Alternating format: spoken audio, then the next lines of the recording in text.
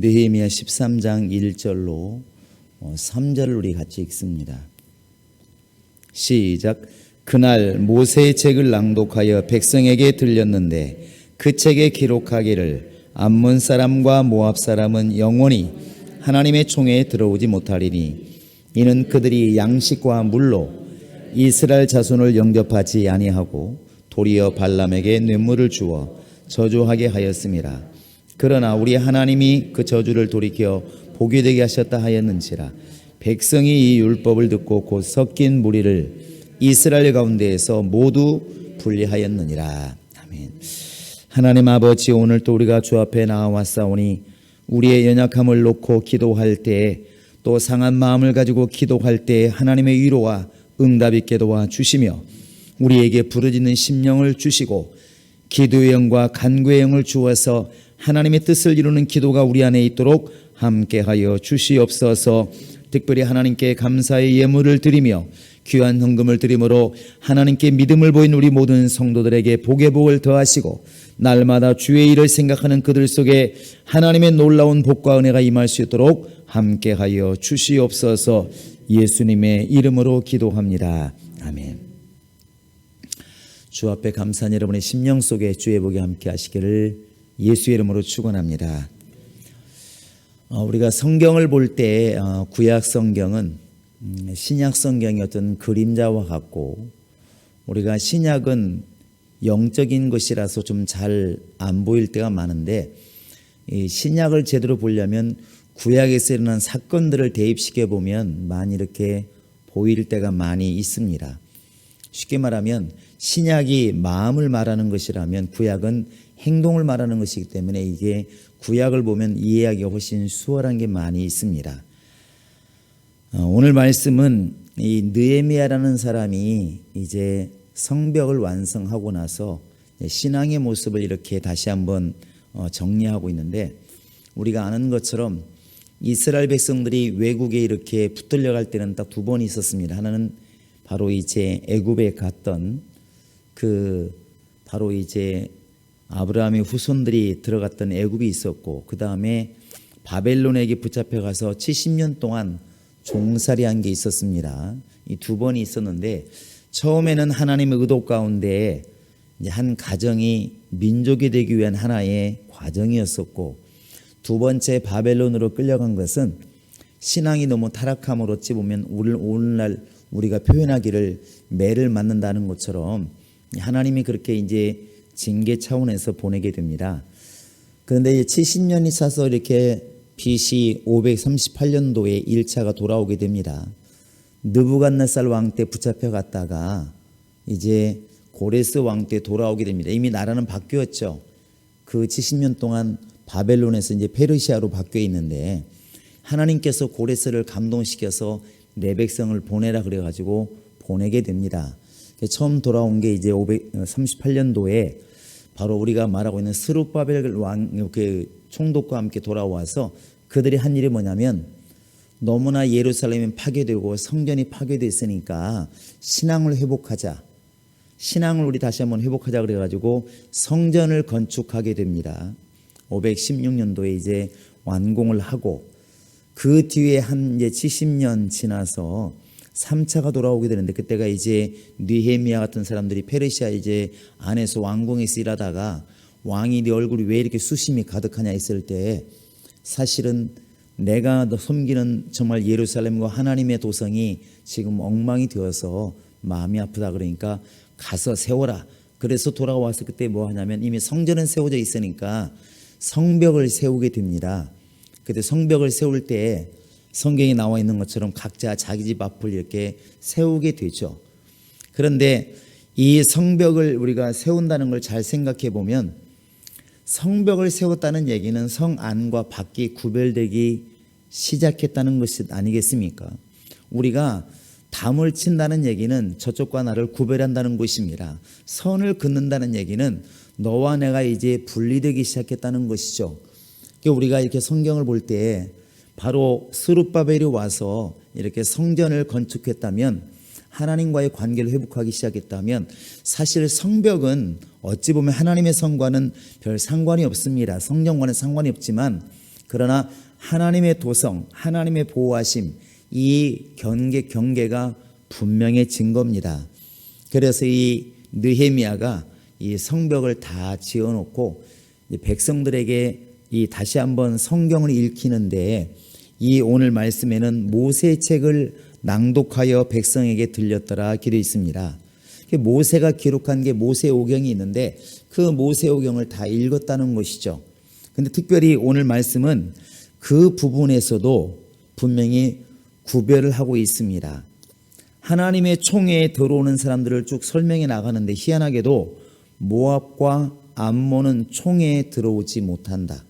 지금 우리가 저 페르시아에서 돌아와서 이렇게 하나님의 성전을 건축했고, 그 다음에 이렇게 우리가 성벽을 다 완성해서 하나님의 성을 이렇게 완성했는데, 드디어 이제 하나님 백성이 다시 회복되었는데, 이것을 갖다 우리가 총회라고 한다면 바로 모압과 암몬은 들어오지 못하리라, 이 말을 강조를 하고 있습니다. 이 말을 강조하고 있습니다. 이 말을 듣고 사람들이 깨닫고 나서 한 게 뭐냐면 3절을 우리 한번 읽어보실까요? 시작. 백성이 이 율법을 듣고 그 섞인 무리를 이스라엘 가운데서 모두 뭐 했더라? 분리했더라 그랬어요. 성벽, 눈에 보이는 것은 성벽이었었고, 눈에 안 보이는 것은 뭐냐면 섞여 있었습니다. 그 당시에 유대인들하고, 아니 또 이스라엘 사람들하고, 또 그 당시에 이게 물깃는 자, 장잡히는 자, 원래 하나님께서 멸하라 말씀하셨던 가나안 족속들, 브리가스 족속들, 이렇게 여호수아가 치고 들어갔던 민족이 있는데, 원래는 다 쳐서 멸해야 되는데 항복하기도 하고 빌기도 하고 막 이러니까 기브아 사람들처럼 속이기도 하고, 그러니까 결국은 살려두어서 물깃는 자와 장잡히는 자로 남겨두었다 그랬습니다. 이게 지금 함께 섞여 있었습니다. 그러니까 성벽을 완성해 나갈 때도 같이 일을 하고 같이 먹고, 그냥 그들이 볼 때는 김씨박씨 그냥 같이 섞여 있는 것입니다. 그런데 모세 책을 잘 읽어보니까 하나님의 총회에 들어올 자가 있고 들어오지 못할 자가 있는데, 특별히 그 중에서도 모압과 암몬은 절대로 하나님의 총회에 들어오지 못한다, 이렇게 아예 단정을 짓고 있습니다. 이 말을 듣고 이스라엘 사람들이 갑자기 깨달음이 생겨서 이스라엘 사람들이 아닌 사람들, 아마 이 당시 구별을 아마 할례받지 않는 사람들, 또 원주민들, 이 사람들 아마 분리했던 것 같습니다. 그래서 그날 바로 이 율법을 듣고 나서 곧 모세가 모압과 암몬은 들어오지 못하리라, 이렇게 총회에 들어오지 못할 사람들을 딱 구별해서 낭독하고 나서 바로 이 사람들이 한 일이 뭐냐면 이스라엘 가운데서 다 분리시켜내니라, 이렇게 말하고 있습니다. 왜 이 작업을 했을까요? 왜 성벽을 우리가 지어야 되고, 왜 이스라엘 사람들은 똑같이 같이 일하고 같이 오늘까지 먹었는데, 오늘까지 같이 살아왔는데, 동거동락을 했는데 갑자기 책이 뭐라고, 모세 책을 읽는 그 순간에 갑자기 같이 살던 종을 나가라고 하고 옆집을 나가라고 하고, 왜 이렇게 분리시켰을까? 왜 이렇게 냉정하게 분리시켰을까? 왜 성경은 이것을 모두 분리하였느냐 이렇게 쓰고 있을까? 우리는 여기에서 우리 자신을 한번, 우리 위치를 좀 봐야 될 것 같고, 신앙의 모습을 좀 봐야 될 것 같습니다. 신앙은 성경 전체가 불러내는 작업입니다. 불러내어서 구별하는 작업이에요. 그래서 성경이 너희는 그들에게서 나와서 따로 있고 이렇게 말하고 있지 않습니까? 따라하시면 신앙은 불러내는 것이다. 그래서 우리가 에클레시아라는 걸 말할 때, 신약의 교회를 얘기할 때 불러내어, 바로 불러내어, 여기부터 시작하는 것입니다. 예수님께서 나를 따라오너라, 나를 믿으라, 나와 함께 가자, 이렇게 불러냈다는 것이죠. 그게 신앙이에요. 성경은 이 불러냄의 역사입니다. 불러냄의 역사. 그래서 메소포타미아에 있던 누구를 불러내었습니까? 우리가 배웠던 티그리스 유브라데 강 유역의 그 문명이라 말했던 바로 그곳에서 누구를 갈대오르에서 아브라함을 불러냅니다. 하나님께서 아브라함을 불러내어서 거기서 빨리 나와라, 내가 지시할 땅으로 가라. 그래서 아브라함이 하나님의 복의 근원이 됩니다. 그게 창세기 12장의 시작이잖아요. 근데 그 아브라함이 또 자손들에게 이제 명령합니다. 때가 되면 하나님께서 우리를 이방 나라 속에 집어넣을 것이다. 그게 애굽이었다는 것이죠. 요셉부터 시작해서 야곱의 자손들 70명이 들어가게 됩니다. 400년 뒤에 하나님께서 또 명령하십니다. 나와라. 그 모세를 세워놓고 내 백성을 끌어내라. 결국은 불러냈다는 것이죠. 광야에서 내 백성을 불러내었다. 그래서 그것을 기록한 것이 출애굽기입니다. 애굽기. 출자가 뭡니까? 나갔다는 거예요. 우리가 문 밖에 문을 열고 나가는 것처럼, 대문 열고 나가는 것처럼, 차 문 열고 밖으로 나가는 것처럼 나갔다는 얘기입니다. 어디에서? 애굽에서 나갔다는 거예요. 왜 나갔습니까? 하나님이 부르니까 나갔다는 것입니다.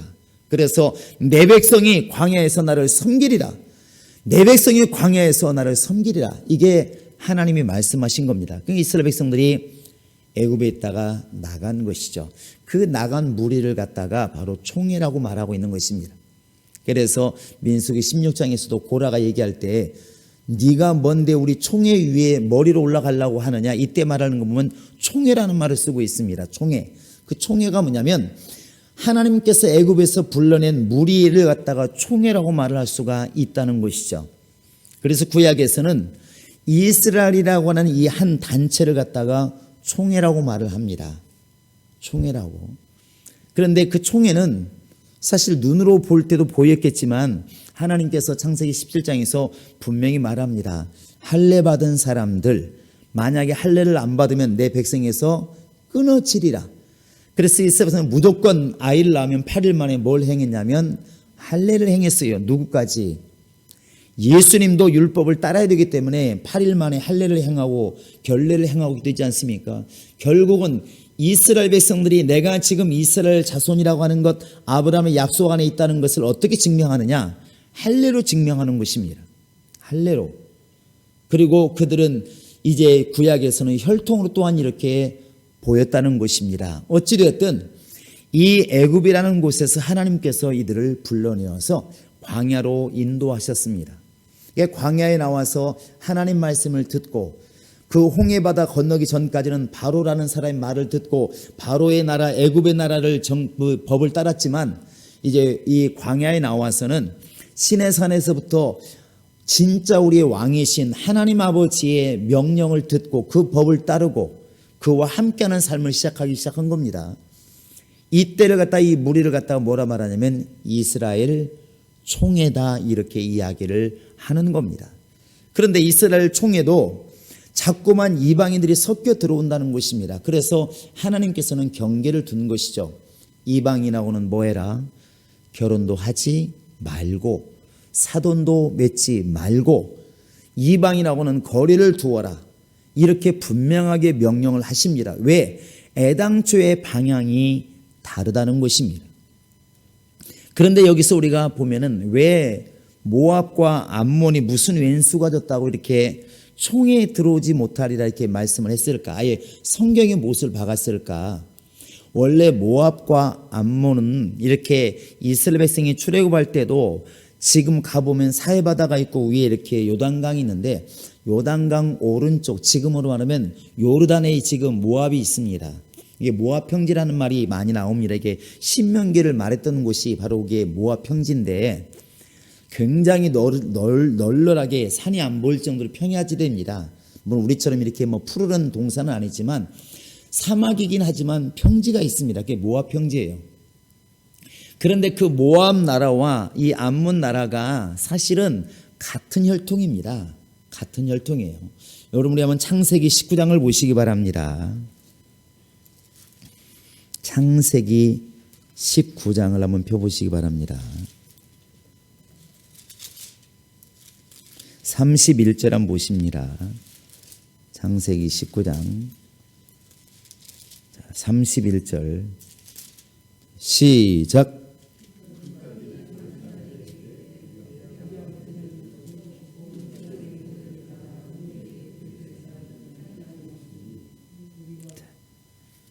어떻게 되어 있습니까? 우리에게 배필이 있다 없다. 소돔 고모라가 멸망하고 겨우겨우 빠져나왔는데 엄마도 소금기둥이 되어버리고 사위들도 다 죽어버린 상태에서 이제 어렵죠. 결국은 이제 큰딸이 얘기합니다. 이거 큰일 났다. 우리는 시집도 못 가고 애도 못 낳고 이제 대가 끊긴다. 이스라엘에게서 대가 끊기는 가장 저주기 때문에 그래서 말을 합니다. 30절 한번 다시 읽어볼까요? 시작. 우리가 우리 아버지에게 술을 마시게 하고 동침하여 우리 아버지로 말미암아 후손을 이어가자 이렇게 말합니다. 그래서 어떻게 됐을까요? 자, 우리 36절부터 38절까지 읽습니다. 시작. 롯의 두 딸이 아버지로 말미암아 임신하고 큰 딸은 아들 낳아 이름을 모압이라 하였으니 오늘날 모압의 조상이요 작은 딸도 아들 낳아 이름을 베나미라 했으니 오늘날 암몬 자손의 바로 조상이었더라 이렇게 말하고 있습니다. 그러니까 우리는 지금 이스라엘 중심으로 보니까 모압이 적이고 암몬이 적으로 보이지만 사실은 하나님께서 보실 때는 야 그들을 미워하지 말아라. 그건 같은 형제다 이 말과 같은 것입니다. 비슷한 게 에돔도 마찬가지인데 지금은 민족이 달라서 원수처럼 싸우고 있지만 하나님 말씀하시는 것은 그들하고 싸우지 말아라. 네 형제들이다. 이렇게 말하는 것입니다. 그러니까 모압과 암몬이 사실은 이스라엘 편에 서서 도왔더라면 모압과 암몬도 아마 구원에 이르렀을 것이고 이스라엘 총에 들어가는 복을 얻었을지 모릅니다. 근데 그렇지를 않았다는 것이죠. 원래 하나님의 마음은 모압과 암몬이 망하는 것을 원치 않으셨습니다. 우리 신명기 한번 2장을 펴보시기 바랍니다. 구약성경 신명기 2장을 보십니다. 신명기 2장 9절 한번 읽습니다. 9절 시작.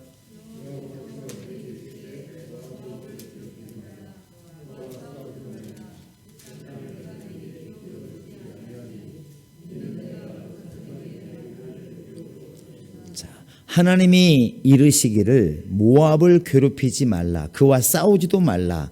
그 땅을 내가 네게 기업으로 주지 아니하리니 이는 내가 롯 자손에게 아르를 기업으로 주었습니다. 이게 시간이 한참 흘러서 지금 롯의 시대는 아브라함 시대입니다. 지금 이건 모세 때이기 때문에 상당히 시간이 많이 벌써 몇백 년이 흘렀는데 하나님 말씀하시기를 모압 자손을 괴롭히지 말아라. 그 땅도 너희 것이라 생각하지 말아라. 그 땅은 내가 거의 바로 롯의 후손들에게 주었다. 이렇게 분명히 말을 해요. 결국 모압도 암몬도 하나님께서 보실 때는 지금 하나님께서 이렇게 다른 자를 쓰시지만 여기도 지금 하나님 자손이라고 보는 것입니다. 그런데 오늘 말씀을 잘 보시면 이 모압과 암몬이 이걸 망각한다는 것입니다.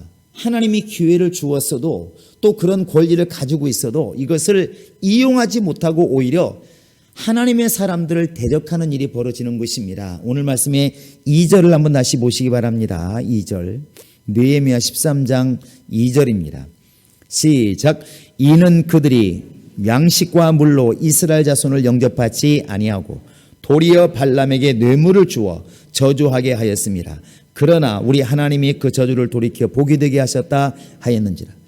그러니까 이게 무슨 말이냐면 지금 신명기 23장에 나와 있는 말씀을 지금 인용하고 있는데 모세가 이렇게 갈 때 길 좀 열어도 줬으면 좋겠다. 나 싸우기 싫다. 하나님이 싸우지 말라고 했으니까 형제라고 하니까 지나가려고 하는데 그러질 않았다는 것이죠. 여러분 우리가 민수기 12장 23장 가보시면 누가 나오냐면 발락이라는 왕과 발람이라는 선지자가 나옵니다.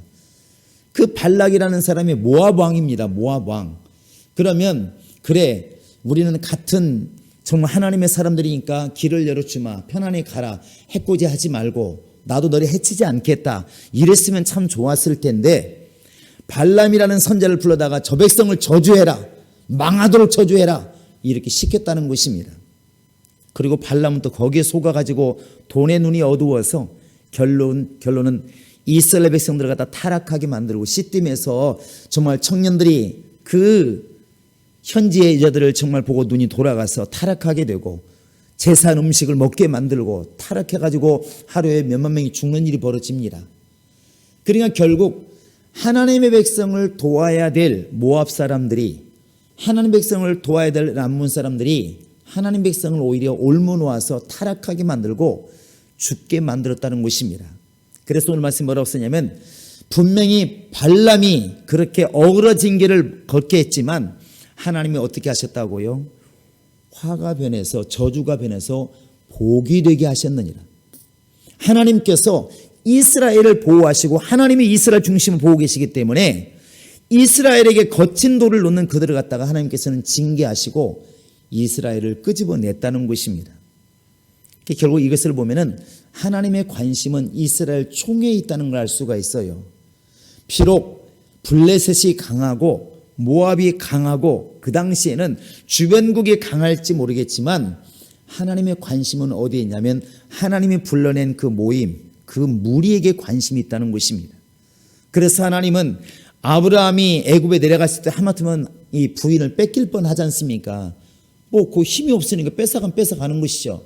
근데 하나님께서 꿈속에 나타나서 너 그러면 죽을 줄 알아. 딱 겁줘가지고 보호하십니다. 이스라엘 백성도 마찬가지고 하나님이 불러낸 백성들은 어려움을 당할지 모르겠지만 반드시 하나님께서 그 이스라엘 총회를 지키신다는 것입니다. 이 말은 하나님의 관심이 거기에 있다는 것입니다. 이제 오늘 우리가 눈을 좀 열어서 이제 신약으로 우리가 넘어와야 됩니다. 과연 신약은 어떤 상태입니까? 우리는 지금 어떤 상태인가요? 애굽에서는 이스라엘 백성들을 혈통의 이스라엘 백성들을 불러냈다면 신약에 와서는 영적인 이스라엘을 불러내는 겁니다. 여러분과 지금 나는 눈에 안 보이는 지금 광야에 지금 나와 있는 거예요. 이스라엘 사람들이 혈통의 이스라엘 사람들이 애굽에 살면서 이 양의 피를 가지고 문설주에 발랐다면 우리는 어린 양이신 예수의 피를 가지고 내 영혼에 바르는 자들이고 그들이 홍해바다를 건넜다면 우리는 지금 침례를 통해서 바로 영적인 바로 이제 광야로 나아가는 것입니다. 그래서 신약에서는 예수님이 마태복음 16장에 말씀하신 것처럼 내가 이 반석 위에 내 교회를 세우리니 음부의 권세가 이기지 못하리라. 하나님의 관심이 어디에 있냐면 교회에 있다는 것입니다. 교회. 이것을 또 예배당이니 사람이니 말하지만 어쨌든 성령으로 거듭난 홍해바다를 건너서 하나님 말씀 안에 들어온 사람들을 갖다가 우리가 교회라고 볼 수 있지 않겠습니까? 이 교회에 주님의 관심이 있는 것입니다. 현실적으로는 어찌 보면 나라라든지 정사라든지 세계의 어떤 이념이 교회보다 훨씬 강해 보일 수 있습니다. 사실은 홍해바다 건널 때까지도 이스라엘이 강한 게 아닙니다. 애굽의 바로가 훨씬 힘이 있었고 그 나라에 힘이 있었고 바로 왕이 힘이 있었고 그 군대가 훨씬 힘이 셌죠. 그러나 주의 관심은 거기 지금 나오고 있는 무리에게 관심이 있었습니다. 그 신약도 마찬가지지 않을까 하는 것입니다. 오늘날 교회가 왜 이렇게 무능할까? 어쩌면 나라가 이렇게 핍박을 하면 고스란히 당하고 무능하다기보다는 그것이 바로 신앙이라는 것입니다. 신앙의 모습이 바로 그런 것이라는 것이요. 만약에 우리가 지금 예수님께서 오늘 이 자리에 한국교회에 있어서 지금보다 더 심한 일이 있어서 누가 그를 때려도 아무 말씀 없으시고 그냥 십자가에 달아 매도 아무 말씀 없으시고 누가 그런 교회를 능력 있는 교회라고 말하겠습니까? 누가 과연 그런 교회를 정말 하나님의 영감 있는 교회라고 말을 하겠습니까? 그런데 하나님의 관심은 그럼에도 불구하고 힘 있는 로마 군병에게 있는 게 아니고 빌라도에게 있는 게 아니고 아들이신 예수에게 아버지의 관심이 있습니다. 이게 신앙의 희한한 비밀이고 능력이에요. 우리가 이 영적인 눈을 뜨지 않으면 자꾸만 힘 있는 쪽으로 우리는 보게 되어 있습니다. 교회가 왜 이렇게 강한 군대가 없을까? 왜 교회는 이렇게 강한 회사의 기업들만큼이나 돈도 없을까? 왜 이 교회는 이렇게 정말 어리석은 사람만 많이 모여 있을까? 이렇게 눈이 떠지게 됩니다. 반대로 떠지는 것이죠. 그러니까 가만히 보니까 도망가는 이스라엘의 힘이 있느냐, 쫓아오는 애굽의 힘이 있느냐? 당연히 애굽의 힘이 있죠. 그런데 여러분 힘으로 보지 마시고 하나님의 관심이 어디 있을까를 보자는 것입니다. 하나님의 관심이 어디 있을까? 하나님의 관심은 하나님의 총에 있는 것입니다. 그래서 구약에는 비록 쫓겨가고 있어도 아말렉과 전쟁에도 항상 밀리고 힘든 블랙사워도 항상 힘든 그 이스라엘이 있지만 그 이스라엘에게 하나님의 관심이 있다는 것입니다. 신약에도 마찬가지입니다. 교회가 너무나 연약합니다. 그런데 이것이 잘못다고 말씀하시면 안 된다는 겁니다. 그러면 로마 시대 때 밖에 나와서 제대로 찬송도 못하고 땅속에 들어가서 땅 파고 예배드리고 있는 저 가파도기아라든지 아테네의 카타콤이라 말하는 그 지하에서 정말 이렇게 햇빛도 못 보고 1년도 아닌 수십 년 평생을 예배드리고 하는 그들은 무능한 자들일까? 힘 있는 노마는 대단한 것이고 힘없는 교회는 무능한 것인가? 우리가 지금 돌아볼 때 그렇지 않다는 거예요. 하나님의 관심은 전 세계를 지배하고는 로마에 관심 있는 것이 아니라 그 로마에 지금 핍박을 받고 있어도 하나님의 교회에 주님의 관심이 있었다는 것입니다. 그게 능력이에요. 로마는 망했어도 교회는 지금도 오히려 번성해가고 있다는 것입니다. 이게 하나님의 능력입니다. 그런데 우리가 여기서 돌아봐야 될 것은 바로 우리가 지금 이 하나님의 총회에 들어갈 만한 넉넉한 믿음이 있느냐는 것이죠. 바울은 말합니다. 너희는 교회에 뭐하는 자가 되지 말고 거치는 자가 되지 말고 그랬습니다. 왜 그럴까요? 하나님의 관심이 여기 있기 때문에 그랬습니다. 왜 예수님께서 어린아이들을 함부로 대하지 말라고 말씀하십니까? 힘으로 말하면 때리면 우는 게 아들이고 내가 그들을 물리치면 도망갈 수밖에 없는 게 아이들이고 아이들이 무슨 힘이 있습니까? 교회에서도 무슨 힘이 있으며 밖에서 무슨 힘이 있습니까? 그런데 예수님 말씀하시를 그들의 천사가 늘 하나님의 얼굴을 뵙느니라. 결국은 아버지의 관심은 그들에게 있다. 지금 이렇게 말씀하고 있는 것입니다. 그래서 우리가 그들에게 관심을 갖지 않으면, 약자에게 관심을 갖지 않으면, 교회에게 관심을 갖지 않으면 우리라고 모압과 다른 게 뭐 있습니까? 우리가 암몬이라고 다르게 뭐 있냐는 것입니다. 그들도 힘이 있으니까 대적했을 것이고 힘이 있으니까 저주를 시킨 거 아니겠습니까? 우리도 그런 길에 들어설 수가 있다는 것입니다. 그래서 어른들이 항상 말하는 게 그런 속에 정말 진리가 들어있는 게 많습니다. 무조건 교회를 자랑하고 교회 앞에 순종하고 교회를 이롭게 해라.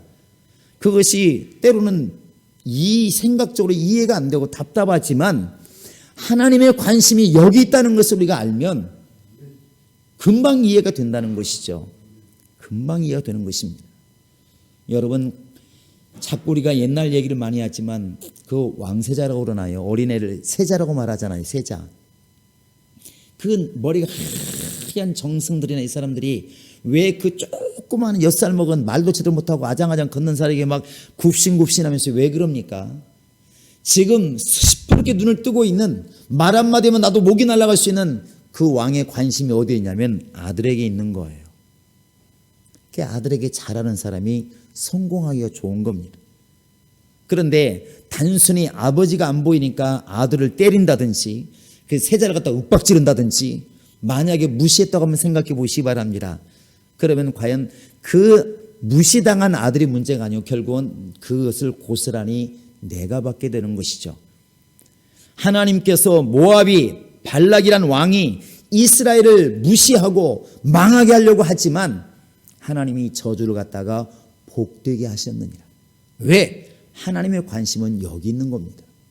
그래서 창세기 12장 이제 2절 3절에 가보시면 분명히 말하고 있지 않습니까? 너를 복주는 자에게는 너에게 복을 비는 자는 그 사람이 복을 받을 것이고 너에게 저주하는 사람은 그 사람이 저주를 받으리라. 이렇게 말씀하고 있다는 것입니다. 그래서 하나님의 관심이 교회에 있다는 것을 우리가 안다면 교회를 사랑하고 교회를 위하고 교회를 섬길 때에 내가 그 총회에 넉넉히 들어가게 되는 것입니다. 우리는 그래서 신약시대에 우리를 다시 한번 돌아보셔야 됩니다. 나는 지금 새 예루살렘에 들어갈 만한 그의 가나안 땅이라고 말한다면 정말 새 예루살렘 성에 들어갈 만한 지금 자격이 있는가? 내가 말하는 게 아니라 하나님께서 보실 때 그런 믿음이 있을까? 이스라엘 사람들은 할례를 받음으로 자신감을 얻었고 혈통이 바로 유대인이라고 한다면 이스라엘 혈통이라면 자신감 있게 했었는데 우리는 무엇으로 과연 그렇게 자신할 수 있을까? 눈에 보이는 것은 내가 예수 그리스도의 이름을 영접하고 그 이름 앞에 무릎을 꿇는 것입니다. 그런데 눈에 안 보이는 부분이 있습니다. 그게 뭐냐면 구약에서는 주의 말씀에 순종해 나가는 것인데 바로 우리에게 우리의 이름이 하나님의 나라에 기록된 것을 알고 있느냐는 것이죠. 우리로 볼 때는 능력이 훨씬 커 보이는 게 부럽습니다. 그러니까 제자들이 전도에 나갔을 때 막 돌아와서 너무 기뻐하지 않습니까? 주여, 귀신들도 우리 주의 이름으로 귀신이 항복하다이다. 막 그러니까 너무 기쁜 거예요. 왜? 병이 낫는 거, 귀신이 쫓겨나가는 거, 죽은 자가 사는 것, 어마어마한 능력이잖아요. 지금도 그렇습니다. 너무나 기뻐했는데 예수님은 차분하게 말씀하시잖아요. 나도 봤다. 근데 그런 것으로 기뻐하지 마라. 그거 뭐 귀신 나가 또 들어올 수도 있는 것이고, 병 나아도 또 죽는 것이고, 사람 병 한번 나았다고 안 죽냐? 또 죽는다. 그런 건 영원한 게 아니다. 주님 말씀하시는 것은 너희들은 지금 귀신이 나고 병 낫는 것으로 기뻐하지만 내가 말하는데 그런 걸로 기뻐하지 말고 너희 이름이 하늘에 기록된 것으로 인하여 기뻐해라. 이렇게 말씀하십니다. 우리가 지금 진짜 기뻐해야 될 것은 내가 지금 하나님의 총회에 지금 들어와 있다는 사실입니다.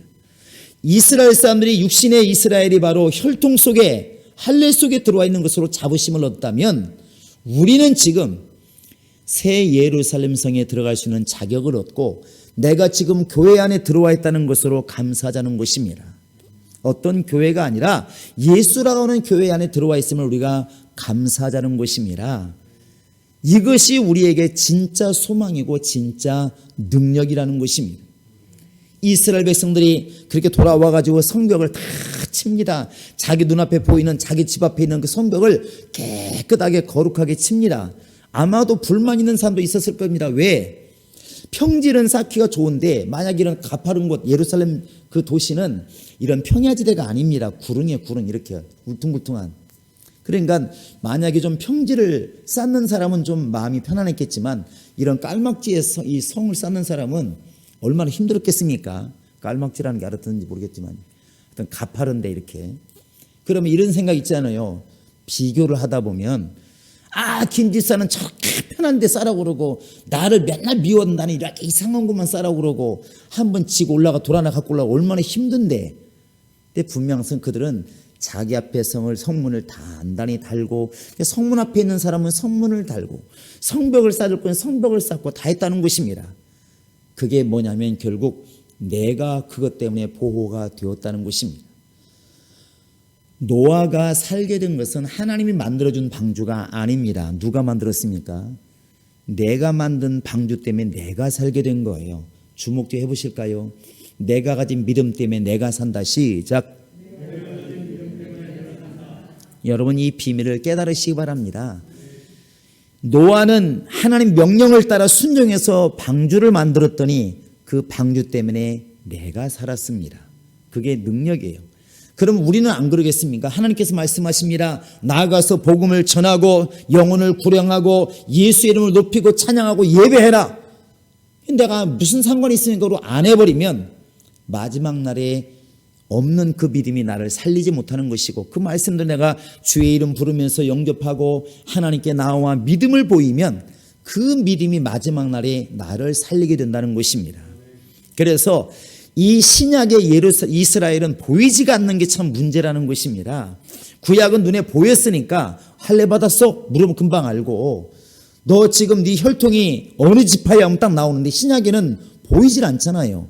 믿음 우리 지파로 얘기하지 않으니까 물론 뭐 신자 들어가는 어디는 다 지파를 만들고 있지만은 그런 지파가 아니라 영적인 지파를 말하는데 어찌되었든 우리는 그게 보이지 않습니다.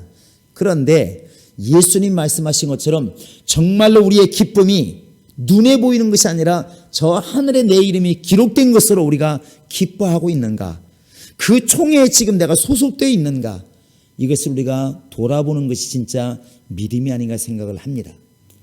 요한계시록 마지막에 가보시면 뭐 용과의 전쟁, 또 뭐 인을 떼고 대접을 쏟고 나팔을 불고 많은 재앙이 있습니다. 과정을 뭐 어떻게 우리가 설명하든 중요한 게 뭐냐면 어떤 길로 가든 생명책에 기록된 사람들은 간다는 겁니다. 어디로? 바로 아버지 나라로 가는 것입니다. 아버지 나라로 가는 거예요. 요즘에 전 세계가 이렇게 어려워지니까 이런 생각을 많이 하지 않습니까? 우리 마태복음 24장에 처처에 기근과 지진이 있을 것이고 난리와 난리 소문을 들을 것이고, 이게 지금 전 세계가 희한하게 되면 코로나로 통해서 세계적인 것이 되었습니다. 지금은 어느 나라만이 아니라 지금 전 세계가, 북한마저도 지금 코로나 때문에 야단법석이지 않습니까? 전 세계적인 재난이 시작되었고, 지금 교회가 어렵다 하지만 어찌 생각해 보면 이게 지금 재난의 시작일 수도 있겠다는 생각이 어렴풋이 든다는 것이죠. 지금은 코로나로 해서 지금 이렇게 약하게 오지만 앞으로 이것 때문에 더 강하게 교회가 핍박 속에 들어갈 수도 있겠다는 생각이 듭니다. 근데 안 믿는 사람들은 충분히 말을 이렇게 합니다. 교회가 미운 게 아니라 지금 온 나라 백성을 목숨을 유지해야 되는데 너네 때문에 안 된다. 이렇게 하면 당연히 핍박할 근거가 생기는 것입니다. 이것이 우리는 지금까지 해온 게 있고 그들도 봐온 게 있기 때문에 함부로 하지 못하지만 점점 더 이런 기회를 통해서 강하게 벽을 쌓기 시작하지 않을까 생각이 들고, 그래서 신앙이 이게 지금 끝이 아니고 점점 더 오히려 핍박으로 갈 수도 있겠다는 생각이 듭니다. 재난이 끝이 아니라 재난의 시작일 수도 있겠다는 생각이 많이 듭니다. 전 세계에 이런 지금 AI라든지 인공지능, 그 다음에 컴퓨터라든지 모든 전산망이라든지 전 세계가 하나로 지금 통일되어 가고 있습니다. 이것은 요한계시록에 나와 있는 적그리스도가 출현하기 가장 좋은 때가 지금 되어져 가고 있다는 것이죠. 왜냐하면 지금은 전산망이라든지 이런 걸 잡게 되면 전 세계를 잡을 수가 있기 때문에 가능한 것입니다. 아마 어제 뉴스 보신 분들은 북한이 우리나라에 이렇게 지금 백신이나 치료제 만들고 있는 회사들 해킹하려고 했다는 걸 여러분 들으셨을 것입니다. 지금은 그런 시대라니까. 안 넘어와도 굳이 우리나라 넘어오지 않아도 컴퓨터만 잘하면 기술을 다 빼가는 것입니다. 다 빼가. 그런 시대입니다. 그 이야기는 전 세계가 이제 한 번에 이렇게 지배할 수 있는 시대가 눈앞에 와 있다는 것이고, 결국 적그리스도가 나타날 만한 환경이 되었다는 것은 교회가 그만큼 환난 앞에 지금 서 있다는 것을 말하고 있는 것입니다.